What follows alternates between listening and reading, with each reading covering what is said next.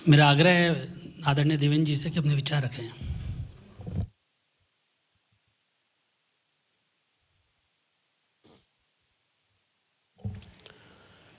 आप सभी का इस वार्ता में मैं बहुत बहुत स्वागत करता हूं।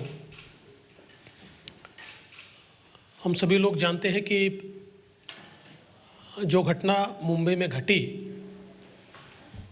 एंटीलिया के सामने जिस प्रकार से जिलेटिन स्टिक से भरी हुई एक स्कॉर्पियो पाई गई और उसके बाद जो घटनाएं घटी वो आप सभी के सामने है।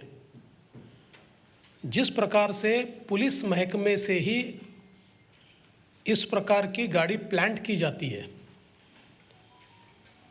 और उसके बाद की घटनाओं में इसमें की सबसे बड़ी कड़ी मनसुख हिरण, इनको जिस प्रकार से मर्डर उनका किया जाता है, जिस प्रकार से उनका खून किया जाता है, ये सारी चीज़ें मुंबई और महाराष्ट्र के इतिहास में इससे पहले कभी नहीं हुई। हमने 90 के दशक में क्रिमिनलाइजेशन ऑफ पॉलिटिक्स, राजनीति का अपराधीकरण, ये महाराष्ट्र में उसका अनुभव लिया था और उसी प्रकार की परिस्थिति। और अब तो अगर रक्षा करने वाले ही इस प्रकार से अपराधी तत्व बन जाए तो सुरक्षा कौन करेगा, ये सवाल है। इसमें सबसे अहम सवाल ये होता है कि एपीआई सचिन वाजे, इन्हें नौकरी में वापस क्यों लिया गया। वे 2004 में सस्पेंड हुए, 2007 में उन्होंने वीआरएस दिया और उसके बाद उनका वीआरएस एक्सेप्ट नहीं हुआ क्योंकि उनके ऊपर इंक्वायरी चल रही थी। 2018 में जिस समय मैं मुख्यमंत्री था, उस समय शिवसेना की ओर से दबाव था कि एपीआई वाजे को फिर एक बार सरकार की सेवा में लिया जाए, पुलिस महकमे में लिया जाए। और उस समय मैंने उनका पास्ट रिकॉर्ड देखने के बाद ये तय किया कि एडवोकेट जनरल की सलाह मैं इसमें लूँगा। और मैंने एडवोकेट जनरल जी की सलाह ली। हालांकि वो कोई रिटर्न सलाह नहीं थी, लेकिन मैंने उनको फाइल दिखाई और उन्होंने मुझे साफ ये कहा कि इस मामले में हाई कोर्ट ने उनको सस्पेंड किया है, बहुत गहरी इंक्वायरी चल रही है, ऐसे समय उनको लेना ठीक नहीं होगा। और मैंने उस समय उनको नहीं लेने का फैसला किया। आप ये भी जानते हैं कि बीच में 2008 में सचिन वाजे, इन्होंने शिवसेना में प्रवेश किया। कुछ समय तक शिवसेना के प्रवक्ता के रूप में भी उन्होंने काम किया और शिवसेना के साथ बड़े गहरे रिश्ते ये सचिन वाजे के रहे। इतना ही नहीं तो जो शिवसेना के एक्टिव लोग हैं, इनके साथ बिजनेस रिलेशन भी उनके रहे, कुछ कंपनीज भी उन्होंने तैयार की। और 2020 में 19 के अंत में जब शिवसेना की सरकार, उद्धव ठाकरे जी की सरकार आई, तो फिर एक बार सचिन वाजे को वापस लाने का प्रयास शुरू हुआ। और जैसे ही मार्च में कोरोना आया तो उसके बाद कोरोना का बहाना बनाकर एक कमेटी तैयार हुई, रिव्यू कमेटी। और रिव्यू कमेटी ने बड़ा सिंपल सा उसमें लिख दिया कि चूंकि कोरोना में हमको अधिकारियों की आवश्यकता है, हमारे कई अधिकारी बीमार पड़ रहे हैं, इसलिए हम सचिन वाजे को वापस लेते हैं। इसमें इंटरेस्टिंग बात यह है कि पूरे कोरोना के काल में कोरोना के कारण अधिकारियों की आवश्यकता है, इसलिए केवल एक ही अधिकारी को या उनके साथ वाले जो 2-3 लोग थे उनको छोड़कर किसी अधिकारी को सरकार ने वापस नहीं लिया। कई ऐसे अधिकारी थे जो छोटी छोटे कारण से सस्पेंडेड थे, उनको नहीं लिया, लेकिन जो हाई कोर्ट के आदेश से सस्पेंडेड थे और ये पता होते हुए भी कि 2017 में इन्हीं सचिन वाजे के ऊपर एक्सटॉर्शन का केस लगा और एक एक्सटॉर्शन रैकेट का वसई विरार के इलाके में पर्दाफाश हुआ। उस रैकेट में इनका नाम आया, इन्होंने एंटीसिपेटरी बेल उसमें ली और उसमें बिल्कुल रिकॉर्ड पर यह आया है कि इस रैकेट में ये और इनके एक और साथी ये बड़े एक्टिवली पार्टिसिपेट करते थे। तो जब इतना खराब रिकॉर्ड इनका था, ऐसे समय इनको लिया और लेने के बाद क्या किया, तो मुंबई क्राइम ब्रांच की सबसे महत्वपूर्ण यूनिट है क्राइम इंटेलिजेंस यूनिट, और ये क्राइम इंटेलिजेंस यूनिट को हेड करता है 2 PI दर्जे के ऑफिसर्स। और सचिन वाजे जो API है, जैसे ही सचिन वाजे को लिया, एक रात में ये दोनों लोगों को ट्रांसफर कर दिया और PI की जगह API को क्राइम इंटेलिजेंस यूनिट CIU का प्रमुख बनाया गया। मतलब जिनका पास्ट ऐसा था, ऐसे व्यक्ति को CIU का प्रमुख यह सरकार ने बनाया। और उसके बाद आप देखिए, मुंबई में जितनी हाई प्रोफाइल केसेस हुई, जुरिस्डिक्शन किसका भी रहे, कोई भी जुरिस्डिक्शन रहा, तब भी वो केस CIU के पास आती थी। किसी भी रीजन का जुरिस्डिक्शन रहे, तब भी केस CIU के पास आती थी। अभी ये भी केस ये CIU के पास आने का कोई कारण नहीं थी, वो रीजन के पास जानी चाहिए थी। लेकिन सारी केसेस, और विशेष रूप से फिर वो बादशाह रैपर वाली केस हो, चाहे ऋतिक रोशन वाली केस हो, ऐसे सारी केसेस ये CIU यूनिट को ही दी जाती थी। और इनका कद, ये CP के बाद अगर किसी का कद मुंबई पुलिस में था तो सचिन वाजे का था, क्योंकि CM के ब्रीफिंग के समय भी वो नजर आते थे, गृह मंत्री के समय भी वो नजर आते थे, और शिवसेना के कुछ मंत्री हैं उनके साथ भी वो नजर आते थे। तो एक बड़ा कद उनको वहां दिया गया। और हमको तो ये बिल्कुल स्पष्ट रूप से रखता है कि एक प्रकार से वहां CIU के प्रमुख के रूप में नहीं, वसूली अधिकारी के रूप में उनको बैठाया गया और बड़े पैमाने पर मुंबई में डांस बार चलाने को खुली छूट, और सबके इंचार्ज ये। और ऐसे में ये जो सारी घटना घटी, ये भी घटना इतनी भयानक है। मनसुख हिरन इनको ये पहले से जानते थे, और ये जो गाड़ी है स्कॉर्पियो, ये स्कॉर्पियो मनसुख हिरन से इन्होंने खरीदी थी, लेकिन पेमेंट नहीं किया था। और 4 महीने तक इनके पास ये गाड़ी थी, नवंबर से लेकर तो फरवरी तक। और फिर मनसुख ने इनको कहा कि भाई आप या तो इसका पेमेंट कंप्लीट कर दीजिए या फिर गाड़ी वापस दीजिए। तो उन्होंने कहा मैं और कुछ दिन रखूंगा। उसके बाद वो गाड़ी उनके पास लाकर दी, और फिर उनसे वापस वो गाड़ी मंगाई गई। जिस दिन ये गाड़ी मुलुंड में उन्होंने वहां पर जहां पार्क की, उन्होंने उस दिन, आप देखिए, ये गाड़ी में अगर ये गाड़ी चोरी होती तो कहीं ना कहीं कोई टैंपरिंग होता, कोई दरवाजा जो लॉक है उसको खोला जाता, ऐसा कुछ नहीं था। क्योंकि जानकारी के अनुसार मनसुख को यह कहा गया था कि भाई वहां पार्क करो और चाबी लाकर हमको दो, और सीधे वो चाबी ये सचिन वाजे ने ली, उनको कहा कल जाकर आप एक कंप्लेंट रजिस्टर कीजिए कि मेरी गाड़ी चोरी हुई है। और वो जब कुर्ला पुलिस स्टेशन गए तो उनकी कंप्लेंट ली नहीं जा रही थी, क्योंकि कई बार पुलिस ये कहती है कि भाई 2-3 दिन रुकिए, उसके बाद हम रजिस्टर करते हैं, एक बार हम देख लेते हैं। तो वहाँ पर जो आयो थे या जो वहाँ पर ड्यूटी ऑफिसर थे, उनको सचिन वाजे का फ़ोन आया और उन्होंने कहा कि तुरंत अभी के अभी ये क्राइम रजिस्टर करिए और रजिस्टर होने के बाद मुझे इत्तला दीजिए।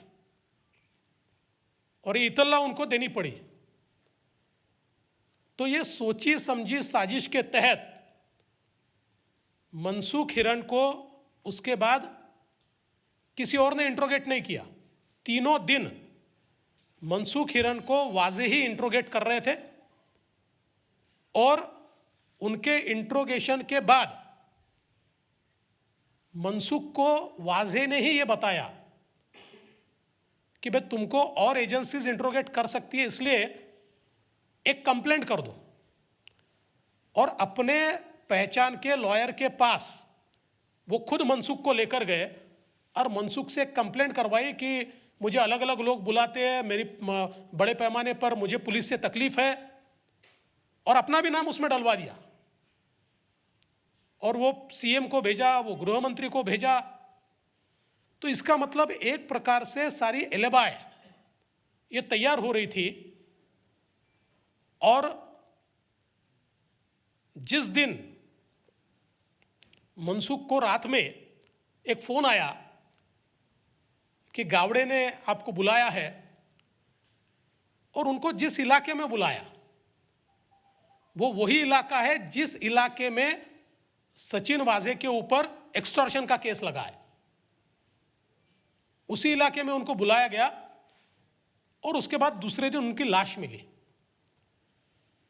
और हमारा तो ये मानना है कि मनसुख हिरन को वहीं पर मार दिया गया।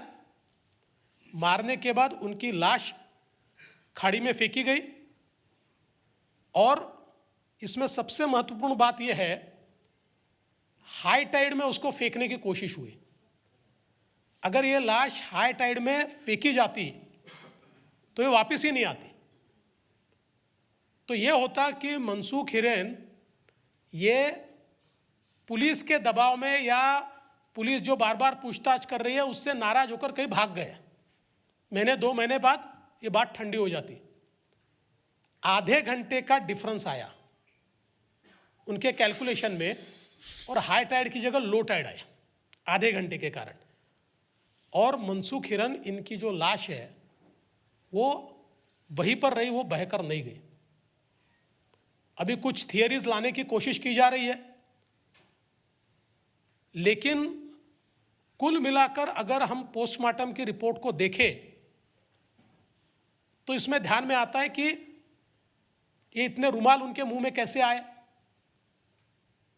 एंटीमॉर्टेम इंजुरीज ये ऐसी जगह पर है कि जिससे बिल्कुल स्पष्ट रूप से दिखता है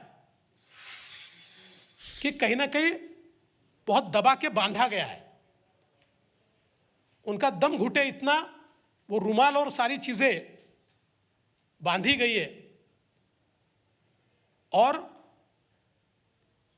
जो पोस्टमार्टम रिपोर्ट मैंने देखा उसमें उनके लंग्स में पानी नहीं। आज मीडिया में मैं कोई रिपोर्ट देख रहा था कि कोई और टेस्ट है और लंग्स में पानी, पर पोस्टमार्टम रिपोर्ट में उनके लंग्स में पानी नहीं है।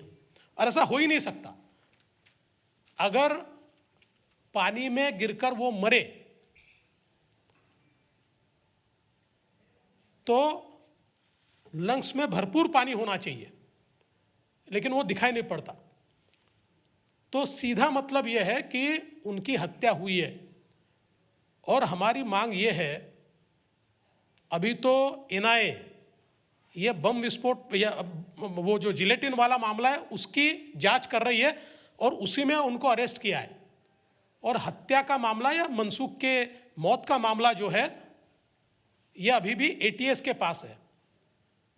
मुझे पता नहीं क्या प्रॉब्लम है, पर उसमें जिस प्रकार से एटीएस ने कार्रवाई करनी चाहिए, ऐसी कार्रवाई होती हुई दिखती नहीं है, क्योंकि इतने सारे एविडेंस मेरे जैसे पुलिस के बाहर के व्यक्ति को अगर मिल सकते हैं, तो मैं दावे के साथ कहता हूं कि पुलिस के पास इससे ज्यादा एविडेंस है। और इतना ही नहीं, तो एटीएस और एनआईए ये दोनों के पास कुछ ऐसे टेप्स हैं जिसमें मनसूख की आवाज है और जिसमें वाजा ने उनको क्या क्या कहा है इसकी पुष्टि भी होती है। तो इतने सारे एविडेंस होने के बावजूद अभी भी जो उनके मौत की केस है उसमें एटीएस की ओर से शुरुआत में कुछ एक्शन दिखा, उसके बाद एक्शन दिखाई नहीं पड़ता। अब हमारी मांग तो यह है कि चूंकि ये कनेक्टेड मामला है,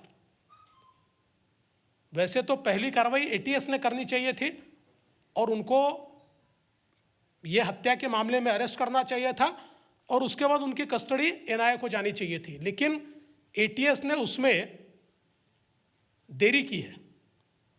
और अब कनेक्टेड मामले में हम तो ये मानते हैं कि अब हत्या का मामला भी, चूंकि ये कनेक्टेड मामला है और वो सबसे बड़े इसकी कड़ी है मनसूख हिरन जो है, इसलिए वो मामला भी अब एनआईए को टेक ओवर कर लेना चाहिए और उसमें भी जो सबूत आज एनआईए के पास है या एटीएस के भी पास है, मैं कोई एटीएस पर अविश्वास नहीं दिखा रहा, पर कहीं ना कहीं मैं समझ नहीं पा रहा हूं कि क्या एटीएस पर कोई दबाव है।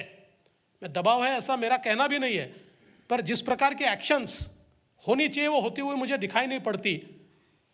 और इसलिए अगर ऐसी बात है तो कनेक्टेड मामला ये एनआईए को जाना चाहिए और तुरंत इस मामले में भी। और मेरा मानना ऐसा है कि इस मामले में ये जो सारा घटनाक्रम है ये अकेले सचिन वाजे नहीं कर सकते, और इसलिए इसमें कौन कौन है इसका भी विचार कि निश्चित रूप से किया जाना चाहिए। कुल मिलाकर मुझे यह दिखाई पड़ता है कि फेलियर ऑफ पुलिस नहीं है, यह फेलियर ऑफ गवर्नमेंट है, क्योंकि सरकार ने ऐसे व्यक्ति को जिनका पास्ट पता है क्या है, उसके बावजूद इतनी इंपॉर्टेंट जगह पर बैठाया। इसका मतलब कोई ना कोई ऐसी चीज सरकार की है कि जिस चीज के कारण उनकी मजबूरी है कि उनको बैठाना है। और जिस प्रकार से हमारे मुख्यमंत्री जी प्रेस कॉन्फ्रेंस में उनको डिफेंड कर रहे थे, सरकार जिस प्रकार से हाउस में उनको डिफेंड कर रही थी, अगर इतने सबूत मेरे पास नहीं आते तो शायद उसको तो महात्मा ही ठहराया जाता, क्योंकि सवाल पूछा जा रहा था कि यह क्या ओसामा बिन लादेन है, इस प्रकार के सवाल पूछे जा रहे थे। तो इसलिए मुझे लगता है कि कुल मिलाकर इस मामले की तह तक जाना होगा और जिन इंटरेस्ट के साथ, जिन इंटरेस्ट को प्रोटेक्ट करने के लिए उनको वहां लाकर बैठाया सरकार की ओर से, उससे इसका क्या ताल्लुकात है, उससे इसका क्या संबंध है, ये भी हमारी जांच एजेंसीज को ढूंढना पड़ेगा, ऐसा मेरा मानना है। आप लोगों को कुछ सवाल हो तो पूछ सकते हैं। देवेंद्र पराशर। सर, आपने बताया कि 2018 में शिवसेना की तरफ से आपके ऊपर प्रेशर था, क्या वो प्रेशर सीधे उद्धव ठाकरे की तरफ से था? और इस संबंध में कोई बातचीत की? देखिए, उद्धव जी ने मुझसे फ़ोन पे बातचीत की थी उस समय, और उनके जो कुछ प्रमुख मंत्री थे वो मेरे पास आए थे। Neeraj, ABP news. सर, आरोप ये भी है कि सर परमवीर सिंह भी आपके खास माने जाते हैं, लेकिन इस पूरे मामले में परमवीर सिंह का नाम कभी आपको लिया नहीं। मेरे खास मानने का कोई सवाल नहीं है, वो मुंबई के सीपी थे, आज उनको ट्रांसफ़र किया हुआ है। और मेरा तो सीधा कहना है कि ये परमवीर सिंह या सचिन वाजे बहुत छोटे लोग हैं, इनका नाम लेके ये कभी गुत्थी सुलझने नहीं वाली है। इसके पीछे किसका आशीर्वाद है, मैं तो आपको बार बार इंगित करने की कोशिश कर रहा हूँ। इसकी जांच होनी चाहिए। अब जी Sir, today Paramveer Singh has been shunted out. Why do you think he has been shunted out of his post from as the Mumbai Police Chief, sir? नहीं, देखिए सीधी बात तो ये है कि उनकी जिम्मेदारी तो है ही, उससे वो कैसे भाग सकते, क्योंकि ये तो डायरेक्ट उनको रिपोर्ट करते थे। लेकिन मैं वापस कहना चाहता हूं कि सचिन वाजे को ऑपरेट करने वाले कुछ और लोग सरकार में बैठे हैं। आप परमवीर को तो बाजू कर दोगे, वो तो पुलिस कमिश्नर थे, आपने उनके तबादला कर दिया, लेकिन सचिन वाजे को ऑपरेट करने वाले जो सरकार में बैठे हुए लोग हैं, उनकी जांच कौन करेगा, उनका फैसला कौन करेगा? आप पूछिए। सर, आज थोड़ी देर पहले मुंबई पुलिस कमिश्नर परमवीर सिंह को हटाया गया। क्या वजह रही, सरकार को अचानक से क्यों हटाना पड़ा और क्या बचाने की कोशिश हो रही थी अभी तक परमवीर सिंह को? देखिए, मैंने अभी उसका जवाब दिया हुआ है और मैं बिल्कुल साफ ये कहता हूं कि जब इस प्रकार के वारदात सारी होती है और उसके तार ये कहीं ना कहीं किसी न किसी की ओर इंगित करते हैं, ऐसे समय इस प्रकार का निर्णय होता है। मैंने तो पहले ही कहा कि परमवीर सिंह तो डायरेक्ट रिस्पॉन्सिबल, क्योंकि उनको वो रिपोर्ट करते थे तो उनको तो रिस्पॉन्सिबिलिटी लेनी पड़ेगी, लेकिन उनको रिस्पॉन्सिबल तय करके इसको समाप्त नहीं किया जा सकता। सचिन वाजे को ऑपरेट करने वाले पॉलिटिकल बॉसेस को ढूंढना पड़ेगा। किसी खास व्यक्ति की तरफ इशारा आपका? देखिए, तो जांच एजेंसीज का काम है। आप पूछिए। विनीत आपके पीछे। हाँ, आपने कहा कि ये जो घटना है फेलियर ऑफ पुलिस नहीं, फेलियर ऑफ गवर्नमेंट है। क्या आप नैतिकता के आधार पर इस्तीफा मांगते हैं मुख्यमंत्री को काटेगा? देखिए, मैंने इस्तीफा मांगने से थोड़ी वो देने वाले हैं, मैं तो रोज मांगूंगा, लेकिन वो थोड़ी देने वाले हैं। आपने कहा था कुछ दिन पहले कि और बहुत सारी गुपित मैं खोलूंगा, सरकार की जिस तरह से कार्रवाई हो रही है इस प्रकरण में, उसको लेके आप क्या कहेंगे? नहीं, देखिए, अभी तो बहुत सी चीज़ें बाहर आई, उस समय नहीं आ रही थी, सरकार उसको रोक रही थी। क्योंकि देखिए, ये बड़ा मज़ेदार केस है कि जिसने केस किया वही आयो था पहले, यानी हम कहते ना, सैया भय कोतवाल तो डर काहे का, इस प्रकार की अवस्था थी। और इसलिए उस समय मैं कह रहा था कि अगर ये सारी चीज़ें आप नहीं करोगे तो एक एक एविडेंस मैं दूंगा। अभी फॉर्चुनेटली जो एविडेंस मेरे पास थे वो सारे एनआईए के पास है, एनआईए ने वो सारे एविडेंस अप्रिशिएट किए हैं, उसके ऊपर कार्रवाई चल रही है। विनीत। सर, जैसा कि पूछा कि आप कह रहे हैं कि जो सत्ता में बैठे हैं वही है, वो उनके पास खड़ी थी, तो क्या इस्तीफे की मांग कर रहे थे या फिर उन्हें कुछ दिनों के लिए वो वहां से हट जाना चाहिए? देखिए, मैंने वापस कहा कि ऐसी मांगे करके कोई फ़ायदा नहीं है, ये लोग हटने भी वाले नहीं है, लेकिन मैं एनआईए से और जांच एजेंसियों से एक्सपेक्ट करता हूं कि भले ही कितना प्रेशर आए और कितने भी सरकार में किसी भी ओहदे पर बैठे हुए लोग हो, उन तक अगर ये कड़ी जाती है, सचिन वाजे के ऑपरेटर्स कौन है ये ढूंढ के निकालना ही पड़ेगा। आप जी। एक सवाल मेरा आपसे ये है कि आपने ये सचिन वाजे का पूरा कैरेक्टर बताया कि उनका किस तरह से सरकार के साथ वो रहा, नजदीकी रही। मैं आपसे ये जानना चाह रहा हूँ कि इस मामले में जिस तरह से एनटीवीए के बाहर जो जिलेटिन की छड़ें मिली गाड़ी के अंदर, इसे आप कैसे देख रहे हैं कि एनटीवीए के बाहर विस्फोटक रखने का क्या मतलब है, क्या मकसद? नहीं, देखिए, ये मकसद तो अभी ढूंढना ही पड़ेगा, ये तो एनआईए ढूंढेगा। चूंकि अब अपराधी मिला है तो मकसद भी मिलेगा, तो इसके ऊपर मैंने कुछ कहना तो ठीक नहीं है, लेकिन मुझे ऐसा लगता है कि कोई बहुत बड़ा संदेश देना चाहते थे, कोई स्टेटमेंट करना चाहते थे, और उस स्टेटमेंट के माध्यम से कोई ना कोई आगे की मंशा थी। ये यहाँ तक लिमिटेड नहीं था, कोई ना कोई इसके आगे की मंशा थी। क्योंकि एक ज़माने में महाराष्ट्र में कुछ एनकाउंटर स्पेशलिस्ट का एक्सटॉर्शन रैकेट भी चला करता था, इस प्रकार का हमने सुना है। और किस प्रकार से वो उस समय एक्सटॉर्शन करते थे, इसकी कई कहानियां जो महाराष्ट्र से जुड़े हुए या हमारे जो महाराष्ट्र के पत्रकार यहाँ हैं, इनसे आप पूछ सकते हैं। इसलिए ये केवल जिलेटिन तक ये बात रुकती नहीं है, आगे मंशा तो पक्की है। आप एक मिनट। आपके एमएलए नीतीश राणे जी ने ये आरोप किया है कि इसमें इन्वॉल्वमेंट उद्धव ठाकरे जी की रिलेटिव है और उनका नाम भी लिया है वरुण सरदेसाई। तो ऐसे ही और कुछ इन्वॉल्वमेंट इनकी है क्या, और उसके क्या एविडेंस है? और दूसरा सवाल, महाराष्ट्र कांग्रेस ने ये एलिगेशन किया है, जो ब्लैक कार उसमें मिली है इस क्राइम सीन में, उसमें बीजेपी के कार्यकर्ता का भी हाथ है, क्योंकि उसके साथ वो गाड़ी बीजेपी वाली थी। देखिए, पहले तो मैं पहले बता देता हूँ कि कितना मूर्खतापूर्ण बयान है। इसका जवाब उसी समय दे दिया गया क्योंकि उस व्यक्ति ने बताया कि जिसकी कार थी, जिसने बेची है, वो उसका दोस्त है और दोनों ने मिलकर साथ में फ़ोटो निकाला है। तो कम से कम इतनी तो अकल लगानी चाहिए कि जब हम कोई आरोप करते हैं तो कुछ पुष्टि भी उसकी कर लेनी चाहिए। लेकिन उनको इंटरेस्ट केवल आरोप करने में है और वो ऐसे मूर्खतापूर्ण आरोप हमेशा ही करते रहते हैं। उन्होंने पहली बार नहीं किया है, इसलिए उसका जवाब देना भी मैं मेरे लेवल का नहीं समझता। दूसरी, आपने जो क्या बात कही थी आपने, हाँ, आपने जो बात कही थी, देखिए उसमें नीतीश जी ने जो आरोप लगाए हैं, निश्चित रूप से कोई ना कोई विचार करके उन्होंने वो आरोप लगाए होंगे। मैं आज उसके ऊपर बोलूँगा नहीं, पर मैं इतना ज़रूर कह सकूँ कि मुंबई में बेटिंग का जो रैकेट है, उस रैकेट के साथ कहीं ना कहीं सचिन वाजे या उनके साथ वाले लोगों की कोई ना कोई बातचीत चल रही थी। मेघा जी पूछिए। मेघा जी,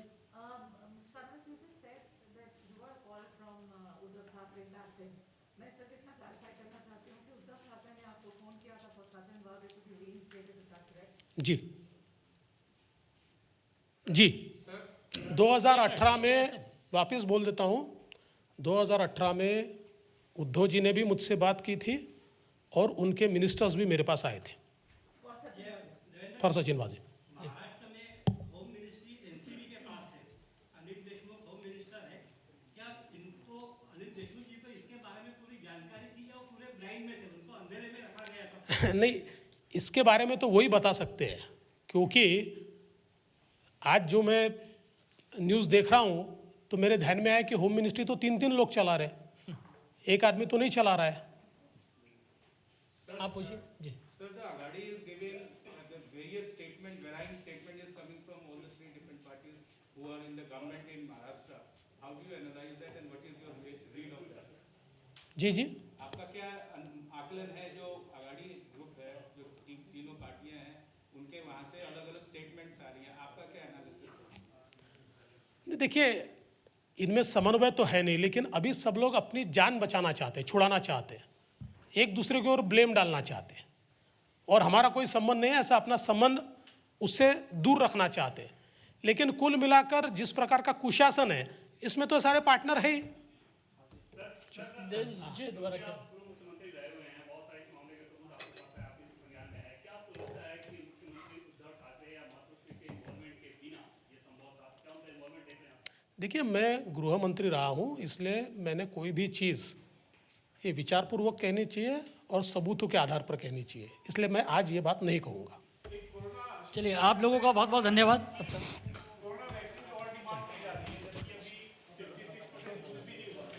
नहीं, बिल्कुल सही बात है। अभी जो वैक्सीन दिया हुआ है उसका 56% वैक्सीन महाराष्ट्र ने इस्तेमाल नहीं किया है और राजनीति की जा रही है कि हमारे को वैक्सीन कम दिया जाता है। पहले दिया हुआ वैक्सीन महाराष्ट्र ने यूज़ करना चाहिए। लाल मातीतली कुस्ती म्हणजे